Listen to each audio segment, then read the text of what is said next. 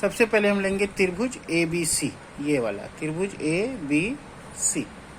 अब त्रिभुज A B C से, तो देखो त्रिभुज ए बी सी से क्या है, A C equal to 4 metre है ना, theta equal to x degree.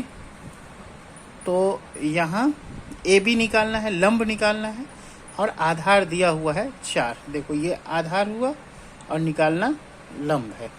तो 4 दिया हुआ है, तो यहाँ पे टेन थीटा इस्तेमाल होगा या कॉट थीटा, दोनों में से कोई भी इस्तेमाल कर सकते हो। तो टेन थीटा इक्वल टू क्या हो जाएगा, लंब मतलब ए बी बाई ए सी, ठीक है, लंब बट्टा आधार, तो ए बी बाई ए सी। अब यहाँ पे टेन थीटा, थीटा का वैल्यू कितना है, एक्स डिग्री, तो हो जाएगा 10 X degree.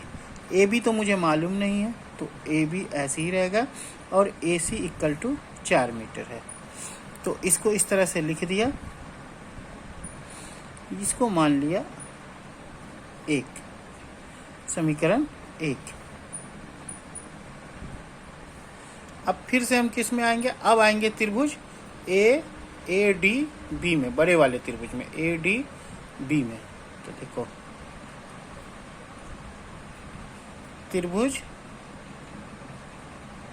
A D B से, अब त्रिभुज ए डी बी से देखो, ये जो ए डी है वो कितना दिया हुआ है, 9 मीटर दिया हुआ है, तो लिख देंगे A D equal to 9 metre.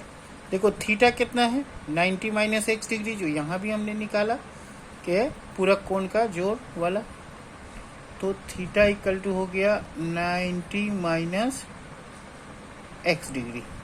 यहाँ हम इस्तेमाल क्या कर सकते हैं, यहाँ भी हमें आधार मालूम है, लंब निकालना है, ये लंब निकालना है, आधार मालूम है, तो यहाँ भी हमें कॉट या टेन का इस्तेमाल करेंगे।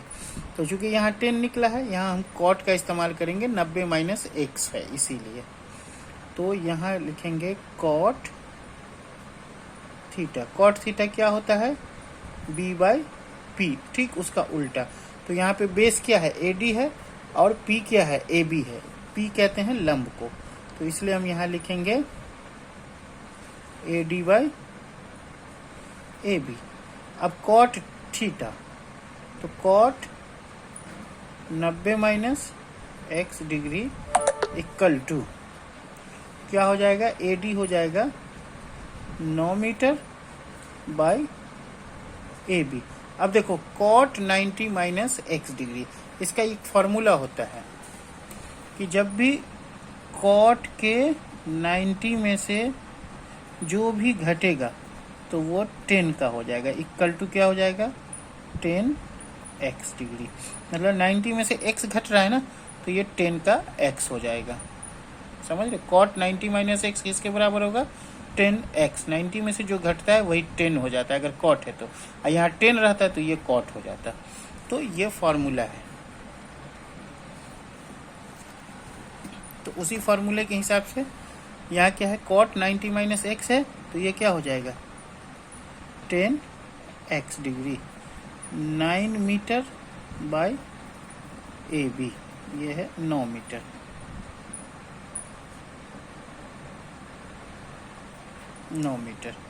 तो अब इसे हम 2 मान लिया। तो अब देखो ये 1 था, ए बी बाई 4, ये भी 10x था। यहाँ देखो ये भी, ये जो 1 था ये भी क्या था, ये 10x था, ए बी बाई 4, और यहाँ 10x है 9 बाई ए बी।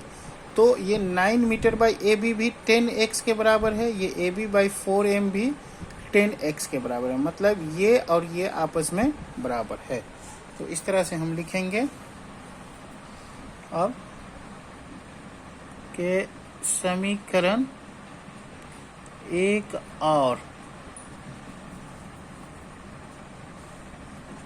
2 से, तो समीकरण 1 और 2 से क्या हो जाएगा, देख लो, ये A B by 4, A B by 4 बराबर हो जाएगा 9 मीटर बाय ए बी। तो देख रहे हो ये ए बी से गुना होके क्या हो जाएगा, ए बी का स्क्वायर, और ये 9 चौका 36। तो ए बी का स्क्वायर, तो ए बी का स्क्वायर, इसका स्क्वायर हटाएंगे, ये 6 का स्क्वायर हो जाएगा। तो इसे हम लिख सकते हैं A B equal to 6 metre. तो हमें यही तो निकालना था ए बी। देखो ये मीनार की हाइट निकालनी थी, तो मीनार की हाइट क्या है, मीनार देखो यहाँ क्या है, मीनार है ए बी है ना, तो मीनार की हाइट निकल गई, A B equal to 6 metre. यही मेरा आंसर हो गया, बल्कि आंसर नहीं, यहाँ पे ये क्या हो गया, प्रूव्ड हो गया। क्लियर। तो इस तरह से हम इस क्वेश्चन को एक बार अच्छे से उतार लेते हैं। और चैनल को सब्सक्राइब करें, लाइक करें, और अगले क्वेश्चन के लिए रेडी रहें।